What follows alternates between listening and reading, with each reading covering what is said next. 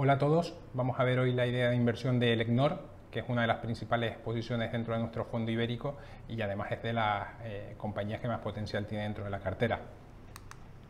Bueno, ¿qué es Elecnor? Una compañía que tiene dos líneas de negocio diferenciadas pero relacionadas entre sí. Por un lado estarían las infraestructuras o ingeniería, donde la compañía hace proyectos llave en mano en diferentes sectores, desde generación de energía a transportes de electricidad, estaciones depuradoras de agua, transporte de gas, infraestructuras de telecomunicaciones, etc. Y por otro lado está la línea de concesiones, donde la compañía es propietaria y explota activos principalmente en generación de energía renovable y en líneas de transmisión eléctrica. Una compañía que se funda en 1958, tiene ya más de 60 años y es de esas compañías pioneras en la internacionalización en España, ya que desde los años 60 a 70 se va al exterior, primero a Iberoamérica, a Venezuela, Ecuador o Brasil, hasta hoy que está presente en más de 50 países y además con presencia estable en muchos de ellos. A día de hoy las ventas internacionales de la compañía pesan más del 50%. Es una compañía familiar, más del 50% del accionariado está controlado por las familias fundadoras y además gestionan la compañía de una forma prudente, conservadora, que tan importante es en un negocio de estas características, en la ingeniería, donde pequeños errores te pueden dar lugar a grandes pérdidas. Además, Elecnor es una compañía que nunca ha parado de crecer. Desde que la compañía saliera a bolsa a finales de los 80, que facturaba 100 millones de euros, ha crecido prácticamente sin descanso hasta los 2.500 millones de euros que factura hoy en día. Además, bueno, como bien dice ese titular de un artículo del País, Elecnor es un gigante sigiloso con alma exploradora, porque nunca ha parado de crecer en mercados internacionales, hasta el año 2013, que las ventas de mercados exteriores superaron a las españolas, y además es el eje de crecimiento de la compañía, ¿no? Los mercados internacionales a día de hoy. Bueno, vamos a ver qué ha hecho la compañía en bolsa, qué rentabilidad total le ha dado a los accionistas desde que lleva cotizada. Desde los primeros datos que tenemos disponibles, en junio del año 90, la compañía ha generado hasta diciembre de 2020 una rentabilidad anualizada del 18,7% para sus accionistas, mientras que el IBEX 35 con dividendos ha generado un 7,7%, aunque es cierto que los años que más rentabilidad generó para los accionistas fue hasta los años de la burbuja, 2006-2007, y luego cayó. Pero bueno, era una compañía que en ese momento no era tan buena como ahora, que ahora tiene muchísimos mejores activos, menos apalancamiento su matriz, y de hecho desde el 2008 al 2020 ha generado rentabilidad negativa, menos 2,4%, frente al IBEX un más 0,4%. Si bien es cierto que en estos últimos 5 años ha dado una rentabilidad para los accionistas del 7%, mientras que el IBEX con dividendos ha estado prácticamente plano. Bueno, vamos ahora a entrar en materia de negocio. Comentamos antes que la compañía tiene dos líneas. Por un lado estarían las infraestructuras, donde hace proyectos de llave en mano, y servicios. Servicios serían los servicios asociados a la propia infraestructura que construya, una operación y mantenimiento, por ejemplo, de un parque eólico. Esta línea tuvo en 2019 unos ingresos de 2.300 millones de euros, con una EBITDA algo superior a 120 millones. La otra línea de negocio serían las concesiones, donde la compañía hace la ingeniería, pero también la promoción y explotación de los activos. En 2019 tuvo unos ingresos de 266 millones de euros y generó un EBITDA de 198 millones de euros. Bueno, vamos a ver primero la línea de infraestructuras, donde la compañía opera en diferentes sectores, es multisectorial. En electricidad, por ejemplo, donde participan proyectos de construcción de líneas de transmisión eléctrica o subestaciones. En generación de energía, donde desarrolla desde parques eólicos o solares hasta ciclos combinados o centrales hidroeléctricas como la de la foto. En telecomunicaciones y espacio, pues desde antenas de telecomunicaciones, a participar en desarrollos de satélites o en la fibra óptica que se tira en la calle o la que llega a tu edificio, ¿no? Como subcontrata de una compañía de telefonía. Después instalaciones de todo tipo, por ejemplo, climatización o ventilación comercial o industrial, construcción, medio ambiente y agua, donde hace canalizaciones de agua o estaciones depuradoras de aguas residuales, mantenimiento y eficiencia energética en multitud de sectores también, desde un edificio de oficinas de nueva construcción al sector hospitalario, por ejemplo, o tiendas, ¿no? Como es el caso de un contrato que tiene con el grupo Inditex para mantenimiento y eficiencia energética de grupos de tiendas de Inditex. Después en gas, donde hace principalmente gasoductos, y en ferrocarriles, donde es un player relevante en la electrificación ferroviaria.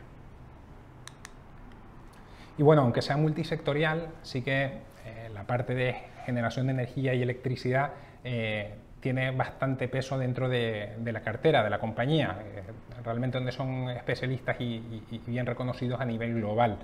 Entre electricidad y generación de energía, más o menos representa algo más del 60% de las ventas y casi 2/3 de la cartera de pedidos. Bueno, vamos a ver ahora el negocio concesional, donde la compañía, aparte de ser responsable de la construcción y el mantenimiento de la infraestructura, también es el promotor y el responsable de la explotación de los activos, y participa en 5 sectores: en generación de energía eólica, redes de transmisión eléctrica, depuración de aguas, generación de energía solar y gasoductos. Pero nosotros nos vamos a centrar en las que salen en la parte superior de la diapositiva, que son la generación de energía eólica y redes de transmisión eléctrica, que son las que realmente tienen peso en la compañía y las que son relevantes para la valoración. Bueno, tanto la generación de energía eólica como las redes de transmisión eléctrica las hace a través de 2 filiales. Por un lado estaría Enerfin, que es la encargada de la explotación de los parques de energía eólica. Es una filial 100% de Elecnor y tiene más de 1000 megavatios en explotación en España, Brasil y Canadá. En estos mercados, tanto en Brasil como en Canadá, tienen contratos con empresas que dependen del gobierno, es decir, son contratos con tarifas reguladas.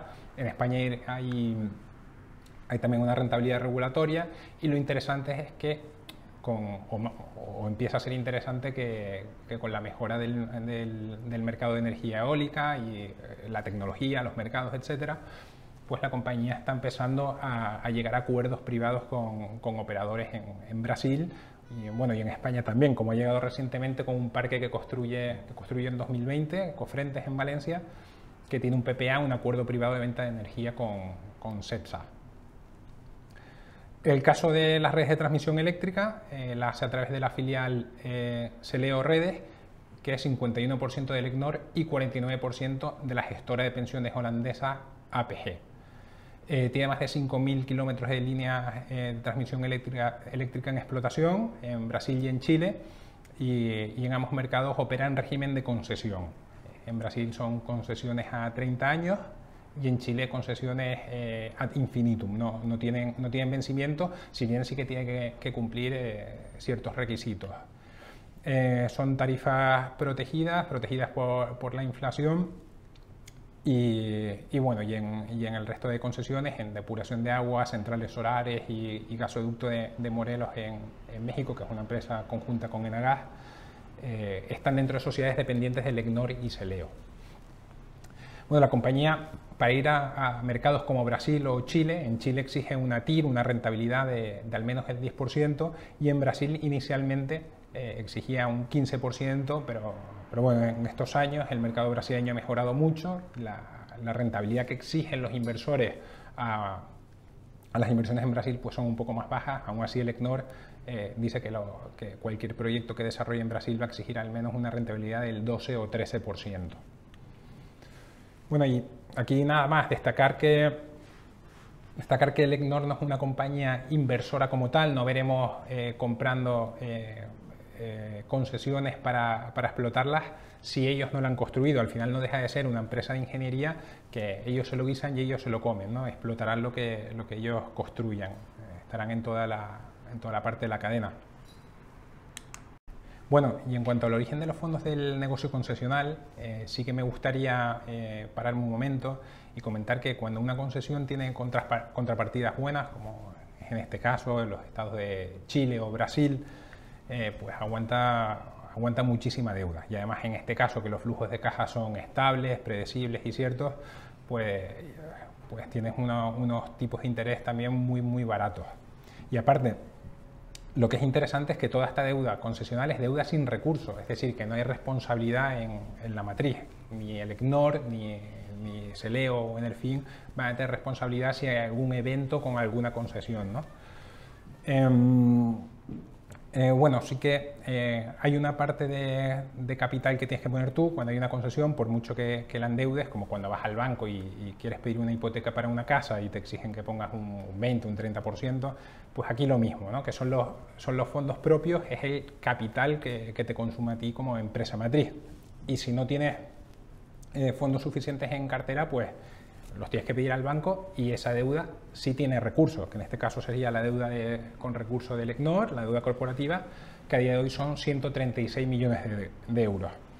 Pero bueno, en esta línea lo que hizo la compañía es que en el año 2014 decidió vender el 49% de Celeo, que es la compañía encargada de explotar las redes de transmisión eléctrica en Chile y Brasil, a la gestora de pensiones holandesa APG, para que pudieran invertir conjuntamente ese capital en concesiones y así poder crecer más rápido. Y el ECNOR se podía aprovechar también de la parte de la infraestructura, ¿no? Y bueno, esto fue muy interesante porque Celeo ha seguido creciendo año a año, cada vez explota más kilómetros de transmisión, sigue desarrollando nuevos proyectos ahora mismo en Brasil. Y todo este crecimiento ha venido mientras la deuda corporativa del ECNOR, fruto de ese capital que tiene que desplegar para las concesiones, ha ido bajando año a año, lo cual es muy interesante. Bueno, vamos a ver ahora las cifras financieras de la compañía. No vamos a ver las consolidadas porque para analizar bien la compañía hay que verlas por líneas de negocio, por filiales. En primer lugar vamos a ver el de las infraestructuras. Tiene un importe neto de la cifra de negocios en el entorno de 2.000 millones, 2.300 millones, ha ido creciendo en 2019, con una cartera total de pedidos también de 2.200 millones de euros. El EBITDA de la compañía está en el entorno de 120 millones, hizo 123 millones a cierre de 2019, y el margen que podemos esperar del negocio de infraestructuras está en el entorno del 5 o 6%, dependiendo del mix de proyectos que tenga dentro de la cartera. Bueno, en cuanto a Enerfin, que es la compañía que explota parques de generación de energía eólica, tiene una cifra de negocios de unos 140 millones de euros, hizo una EBITDA en 2019 de 90 millones de euros y tiene un endeudamiento de 340 millones de euros, 3,8 veces deuda financiera neta EBITDA. Bueno, es una compañía que por la naturaleza que tiene de flujos de caja estables y tipo de negocio, pues aguanta muchísima más deuda. A nuestro juicio, esta compañía está infraendeudada y podría ser más agresiva si quisieran crecer más fuerte. Pero bueno, la compañía sigue desarrollando parques. Ya en 2020 entran 2 parques nuevos, uno en España y otro en Brasil, que es una primera fase de un parque mayor. En el caso de Celeo Redes, que es la compañía responsable de la explotación de redes de transmisión en Chile y Brasil, donde el ECNOR tiene el 51% de la compañía, sí que la contabilidad es un poco más compleja, ¿no? Si nos vamos a la tabla de la izquierda, que son las cuentas que vemos de la compañía, y nos fijamos en la línea del EBITDA, vemos que en 2019 hizo 32 millones de euros de EBITDA. Pero bueno, en realidad esto solo recoge las líneas de transmisión en Chile, porque las de Brasil, al tener un periodo de tiempo finito de 30 años, que es la concesión, por normativa contable hay que recogerlo como un ingreso financiero. Pero claro, ese ingreso financiero neto es a todos los efectos, excepto en el contable, un EBITDA. Así que para nosotros es un EBITDA, lo hemos ajustado en la tabla de la derecha y vemos que el EBITDA real de Celeo no son 32 millones de euros, sino 111 millones de euros. El endeudamiento de la compañía está en 7,6 veces, que puede parecer muy alto si comparamos con otro tipo de negocios, pero la realidad es que un negocio de estas características, con contrapartidas como Brasil o Chile y con flujos de cajas tan estables y tan visibles, pues un endeudamiento bastante razonable, ¿no? Y de hecho la compañía pues sigue creciendo con las mismas estructuras de financiación, ahora mismo sobre todo en Brasil. Bueno, vamos a ver ahora las ventajas competitivas que tiene la compañía. Como hemos dicho en otras ocasiones, en Oros distinguimos tres tipos de ventajas, apoyándonos en el paper del analista Michael Mabussan. Por un lado estarían las ventajas de oferta, por otro ventajas de demanda y factores externos que puedan afectar a la compañía. En el caso del EGNOR, en el área de infraestructuras distinguimos la ventaja de reputación, que bueno, que no solo los años de experiencia que tiene la compañía, que te dan un know-how enorme para poder desarrollar las infraestructuras de forma más eficiente, con menos errores, más baratas, etcétera, sino que también toda esa experiencia, todos esos años habiendo ejecutado bien los proyectos, te da una reputación enorme de cara a tus clientes, porque si saben que tú ejecutas bien, pues preferirán estar contigo que con otros proveedores de servicios. Aquí sí que hemos hecho bastante labor de investigación con compañías que tenemos en cartera y otras compañías privadas, y preguntándoles qué tal, qué les parece el EGNOR como proveedor de servicios, y todos coinciden en que es una compañía seria, que ejecuta bien, en tiempo y forma y que no da problemas, ¿no? Y otra cosa sería también la certificación. Bueno, para participar en ciertos proyectos, en ciertas infraestructuras, necesitas certificar o acreditar que eres una compañía que sabe hacerlo, ¿no? En el caso, por ejemplo, de líneas de transmisión eléctrica, que el EGNOR ha hecho pues, en muchísimos países, muchos kilómetros, si hubiese una licitación pública nueva, pues el EGNOR está mejor preparada que otras compañías para cumplir mejor el pliego de condiciones, ¿no? Y tener más puntuación en una hipotética licitación. En el caso del negocio concesional distinguimos tres ventajas competitivas. La primera de ellas sería concesiones, o inherente a la concesión. En las líneas de transmisión eléctrica eres el único operador durante la vida regulatoria de la compañía, y además son activos irreplicables. El caso de las redes de transmisión eléctrica pues son monopolios naturales. Nadie va a construir una red eléctrica de 100 kilómetros o 150 kilómetros al lado de la tuya para abastecer a las mismas poblaciones, ¿no? También son activos únicos algunos parques de Nerfin, por ejemplo el parque de Malpica en la Costa da Morte en Galicia, están las zonas con mayores recursos horarios de viento aprovechable de toda Europa, ¿no? Es muy difícil encontrar en todo el continente un parque que tenga los números de Malpica. Y bueno, y después factores externos, la regulación, los ingresos regulados mientras dure la concesión. En el caso de las redes de transmisión eléctrica son tarifas protegidas también de la inflación, y en el caso de Nerfin, de los parques eólicos, pues son también acuerdos o subastas con el gobierno brasileño y canadiense, y en el caso de España también tienes una rentabilidad mínima regulatoria. Bueno, vamos a ver ahora la valoración de la compañía, en la que hemos hecho una suma de partes y hemos valorado las diferentes líneas de negocio. En el caso de las infraestructuras, hemos valorado a 6 veces EBITDA, que sería en el entorno de un PER de unas 11 veces, que consideramos bastante razonable para un negocio de estas características, que genera pues, 65 o 70 millones de beneficios al año.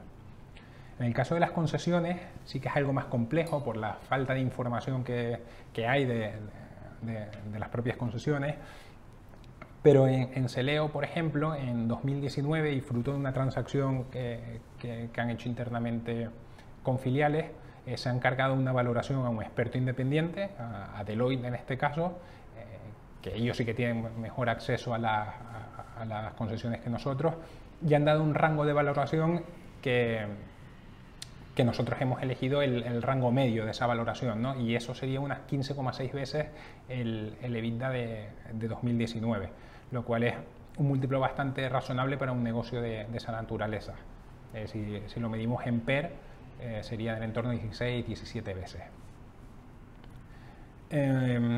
Para Enerfin, la compañía que explota parques eólicos, lo que hemos hecho es analizar transacciones comparables de valor de empresa y valor de empresa EBITDA o valor de empresa capacidad instalada, y ajustada por el tipo de negocio que es y por el tipo de regulación que tienen los diferentes mercados.